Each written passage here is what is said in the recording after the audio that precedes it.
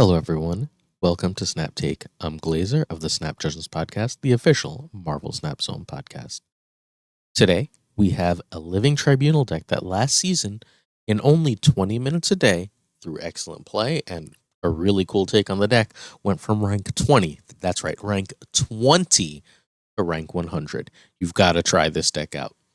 That deck will be our deck of the day, but we'll come back to it in addition, Los has updated what was his stats deck for ladder, and it's no longer just the stats deck. It's now a weird, different hybrid thing.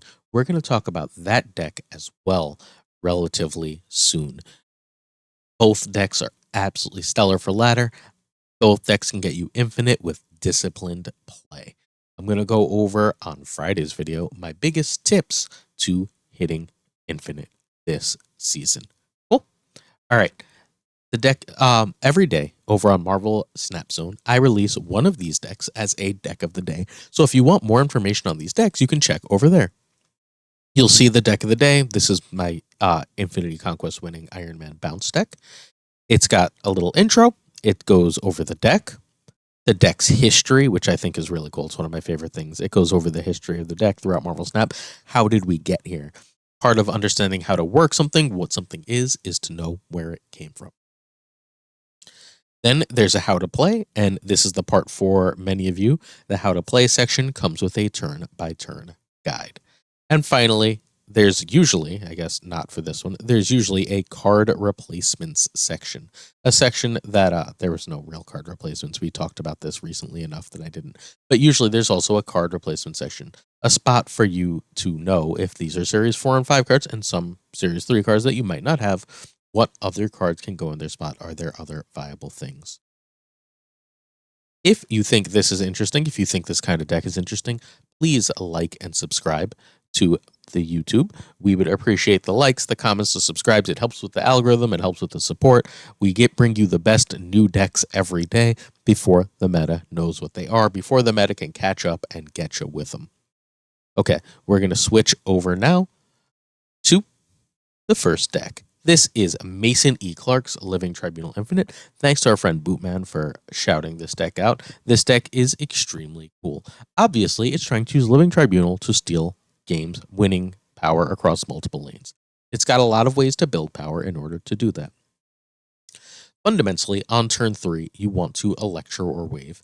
If you can Electro or Wave, the goal is to get the Onslaught or Tribunal down. The idea is that a lane that has Iron Man, Onslaught, and other powerful cards is going to be so humongous that, Onslaught and Iron Man alone is 28. You add, you add a dinosaur and you're at like 60, 70 already. But you add an Iron Lad, you're adding an extra 6 there. So that's 6 times 3, that's another 28, right? 6 times 3 is 24. So that's 60, I don't know, math is hard. 24 plus 28 is 52. So that's 52 spread across all 3 lanes. That's going to win a lot of games, plus the 6 from Living Tribunal, which is getting split, might be in that. Another. You can see this is a crazy amount of power. There's multiple ways to get to that power. So if you can go Electro or Wave into Onslaught or Tribunal, then Wave into Onslaught or Tribunal, then Iron Man, then the other of Onslaught or Tribunal. You're just way ahead of the curve. If you can manage to do that in a Nebula lane, so much the better. If you, you're probably not going to get Cosmo out in this case, but so be it. But if you can do that in a Nebula lane, you're really happy. You can also go Electro into Iron Man, into Onslaught, into Tribunal. That works just as well.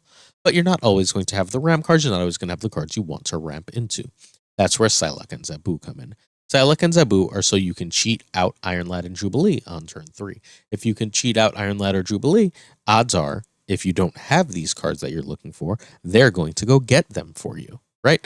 I tend to prefer, in my head, Jubilee coming first, then Iron Lad, because Jubilee is going to take up 2 spots, and you want to be spot conscious, so Iron Man can guaranteed go in the same spot. But Iron Lad gives you the opportunity of double Iron Man or double Onslaught, which is just silly sauce, right? Like if you get a double Iron Man or double Onslaught, this game starts to look real easy. You can win without Tribunal here. It's not easy, but it's also not impossible. That win largely comes from an Iron Man lane on top of some of your other stuff, and then Devil Dinosaur on the last turn of the game. Devil Dinosaur also being quite big, or Iron Lad hitting something really great and then playing something powerful in another lane. There's multiple ways to win. This deck especially loves locked out lanes. It's basically always going to win with Living Tribunal. Those lanes that you're locked out of because you're putting so much power in there. Then all you need is one of the other two lanes to be powerful.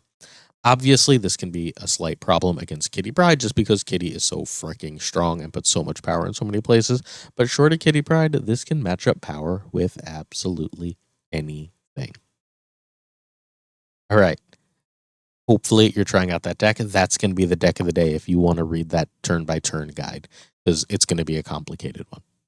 Next is Serra Stats. This started off as a Black Bolt stature deck, and as it was played more, W, formerly known as WW Los, now just W, has been trying different cards in the flex spots. We are now at Serra and Medusa, and there was another change that had Arrow and Miles that I didn't like as much.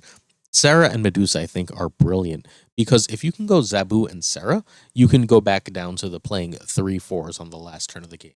If you're playing Iron Lad, Rockslide, and Darkhawk, or Darkhawk, Shang-Chi, and Iron Lad, or some combination thereof on the last turn of the game, you're usually just winning, right? In addition, with Serra, you can play two of those in Killmonger, ideally an Invisible Woman, taking out those kitty decks. You can, without any other shenanigans, just play a Medusa and Iron Man for a 10 power in the middle last turn. Again, ideally behind Invisible Woman, making it a 16 power last turn. There's all these different little tricks you can do. Jeff is just a great way to reach extra locations, and another cheap thing you can do at the end of the game. This runs like a mini miracle package. If you've got Zabu and Serra down, you can last turn play something like Darkhawk and Rockslide along with Jeff and Invisible Woman, something along those lines. There's just so many different combinations that are insane. Iron Lad only has 1.5 bad hits. Invisible Woman isn't a great hit. Jeff is almost always a completely hilarious hit with Iron Lad, so that doesn't count as a negative one. And it's really, really hard to get that Shang-Chi to go off when you're playing Jeff. Your ideal play lines are something like Korg on 1, Zabu on 2. On 3, you are then dropping Rockslide. On 4, Iron Lad. On 5, Serra. And on 6, you go to town depending on what your opponent has. If you're losing priority somehow, that's a great Killmonger time. You can always Invisible Woman and Killmonger. That's only 3. And then you could play Medusa and Darkhawk still. That's a silly last turn. This deck is incredible on ladder, little worse in conquest because there's still a decent amount of wave and Sandman, and this does have a weakness in that it wants to play a lot of cards on the last turn. But on ladder, you just take those losses. That's not the majority of decks. And this deck, fundamentally, because of Invisible Woman and Killmonger, feasts, and Shang-Chi, feasts on Kitty Pryde decks, and feasts on your Lockjaw decks, especially because it's throwing rocks in the deck on top of everything else powerful it's doing. It even has good game against the lockdown decks thanks to that Invisible Woman Shang-Chi shenanigan nonsense. Also, a lockdown lane is a real good home for a Darkhawk as a general rule. It's a powerful deck. It's a sweet deck. I hope you try it out. I hope you enjoy today's Snap Take. Remember to check out Marvel Snap Zone. Also, later today or tomorrow, there should be the episode of the Snap Justice podcast out featuring Drew Berry and Nerf Herder discussing the new season. Make sure you check it out over on the Marvel Snap Zone YouTube or your favorite podcaster. We appreciate your support as always. Thank you so much for watching today's Snap Take. Peace.